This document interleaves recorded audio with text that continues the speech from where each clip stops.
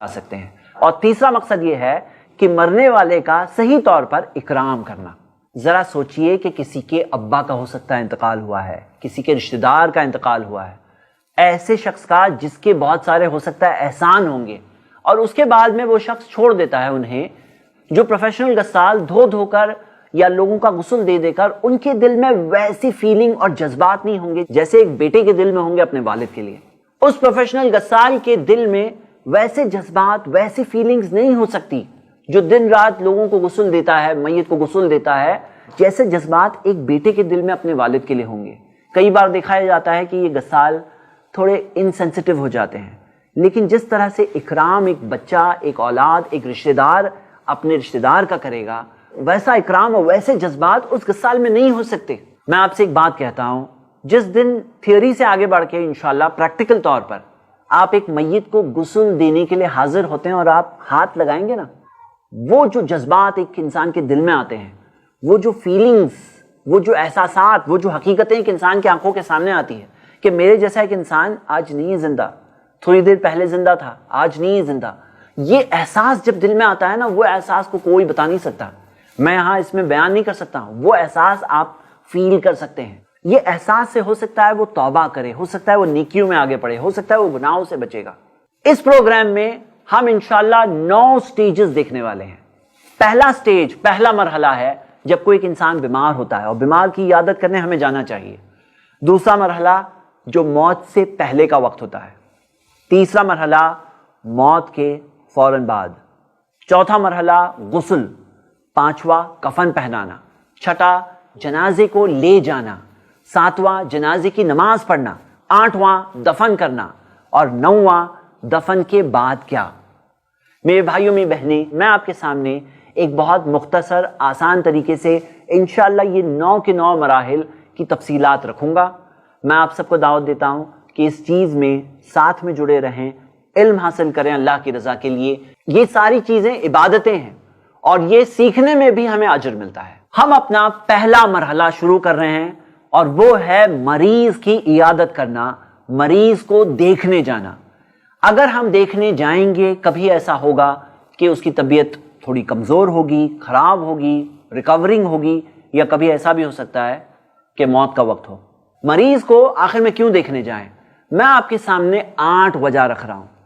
ہم دیکھتے ہیں کہ آج کل کی اس فاسٹ لائف کے اندر یا اس بزی شیڈیول والی زندگی کے اندر لوگ کئی بار وقت نہیں نکالتے ہیں مریضوں کی عیادت کرنے کے لیے، لیکن اس میں کیا ثواب ہے میں آپ کے سامنے رکھ رہا ہوں، جو ہم سب کے لیے ایک یاد دہانی اور ایک نصیحت کی بات ہے۔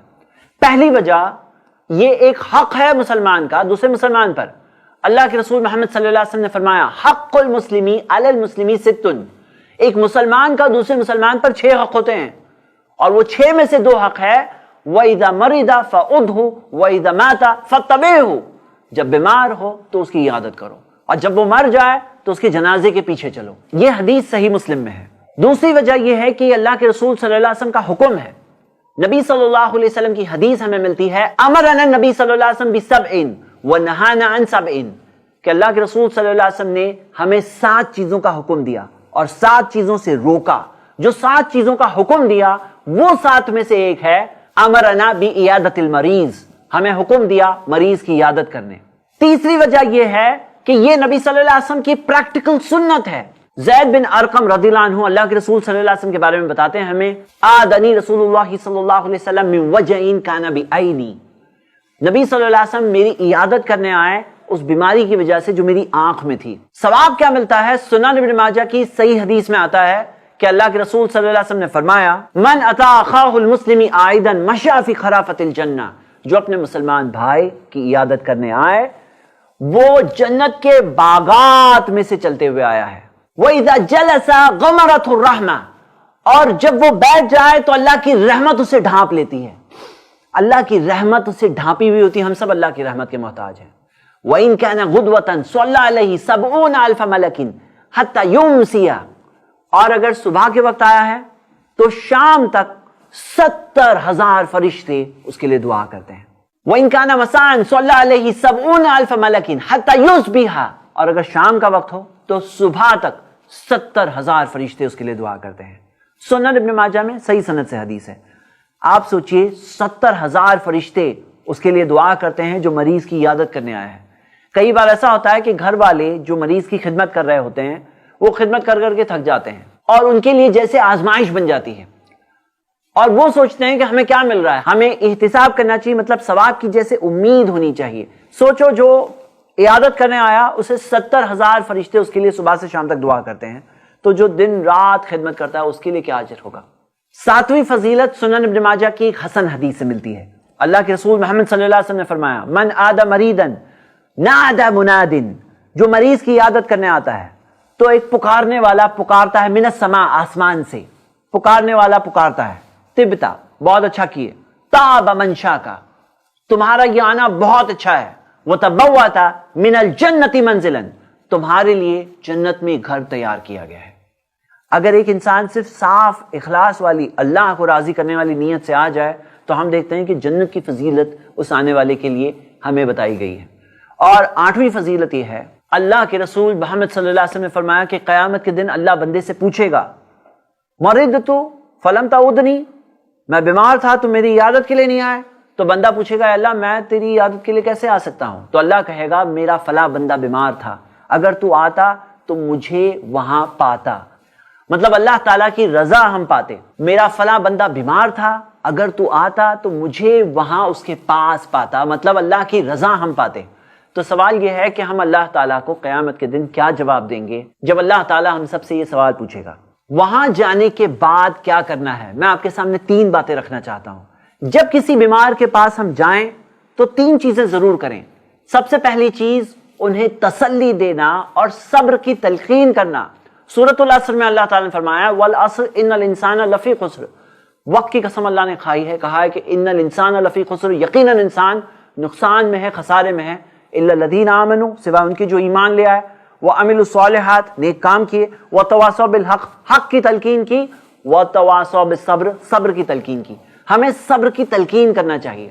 اللہ کے رسول صلی اللہ علیہ وسلم جب کسی بیمار کے پاس جاتے تو کیا کہتے ہیں آپ کو پتہ ہے؟ حدیث ہے صحیح بخاری کی، نبی صلی اللہ علیہ وسلم فرماتے لا باس طہور انشاءاللہ، کوئی فکر کی بات نہیں، گناہ معافی ہوں گے انشاءاللہ، گناہ معاف ہوں گے۔ انہیں یہ تسلی دے رہے ہیں گناہ معاف ہو رہے ہیں، فکر کی بات نہیں ہے، مومن کے ساتھ کچھ برا نہیں ہوتا ہے۔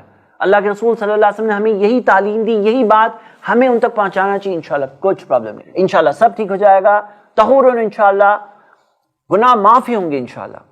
اور اللہ کے رسول صلی اللہ علیہ وسلم نے فرمایا، صحیح مسلم کی حدیث ہے، پوائنٹ نمبر 2، اذا حضرتم المریض، جب تم کسی مریض کے پاس حاضر ہو، او المیت، یا میت کے پاس حاضر ہو، فقولوا خیرا، صرف اچھی باتیں کہو، فإن الملائکۃ یؤمنون علی ما تقولون، جو تم کہتے ہو اس پر فرشتے آمین کہتے ہیں۔ فرشتے جو ہم کہہ رہے ہیں اس پر آمین کہتے ہیں، یعنی کہ اگر کوئی کہے کتنا برا ہوا تو فرشتے کیا کہہ رہے ہیں؟ آمین۔ یعنی کہ ہمارا آنا ان کے لیے خیر لانے کا ذریعہ ہوا یا شر کا ذریعہ ہوا، ہم خود سوچیں۔ تو ہمیں بولنا چاہیے ایسی باتیں جو اچھی ہو، فرشتے کیا کرتے ہیں؟ آمین۔ یہ ہمارا پوائنٹ نمبر 2 ہے۔ فرسٹ پوائنٹ کیا ہے؟ کہ انہیں صبر کی تلقین کرنا۔ دوسری بات کیا ہے؟ صرف پازیٹو باتیں کہنا چاہیے، وہاں پر نیگیٹو بات کہنا نہیں چاہیے، کیونکہ یہ تقدیر کا فیصلہ ہے۔ آسمان اور زمین کے بننے کے 50,000 سال پہلے سے لکھا ہوا تھا کہ فلاں آدمی کو بیمار پڑنا ہے، فلاں کا انتقال ہونا ہے، کوئی اس چیز کو روک نہیں سکتا، جو ہونا تھا وہ ہونا تھا۔ ہم یہ کر سکتے ہیں کہ اب کیا کریں، اب ہمارا ری ایکشن کیا ہو، اب انہیں صبر کرنا چاہیے، اب گھر والوں کے اندر صبر ہونا چاہیے۔ یہ بہت اہم بات ہے، یہ دوسری بات ہے۔ اور تیسری بات اس تعلق سے یہ ہے، اللہ کے رسول صلی اللہ علیہ وسلم نے ہمیں سکھایا کہ جب تم کسی مریض کے پاس جاؤ اور اگر اس کا وقت نہیں آیا ہے، اور یہ دعا پڑھو 7 بار، اسأل اللہ العظیم رب عرش العظیم ان یشفیک، کہ میں عظیم العظیم اللہ سے مانگتا ہوں، رب عرش العظیم جو بڑے عرش عظیم کا رب ہے، ان یشفیک، کہ وہ آپ کو شفا دے دے۔ یہ چیز اگر ہم 7 بار دعا کریں گے اور اگر اس شخص کا وقت نہیں آیا ہوگا تو اللہ تعالیٰ اسے شفا دے گا، مطلب ہمارا آنا اس کے لیے شفا ملنے کا ذریعہ ہوا۔ میرے بھائیوں میری بہنیں، ہم اس ایپیسوڈ کو یہیں پہ ختم کرتے ہیں۔ اس ایپیسوڈ میں ہم نے 3 وجہ دیکھے کیوں ہمیں اس موضوع کے متعلق علم حاصل کرنا چاہیے۔ وہ 3 وجہیں ہیں۔ پہلی وجہ تاکہ ہمیں اس کا ثواب اور اجر ملے، دوسری وجہ تاکہ ہم صحیح چیزیں کریں اور غلط چیزوں سے بچ سکیں انشاءاللہ، اور تیسری وجہ مرنے والے کا صحیح طور پر اکرام کیا جا سکے۔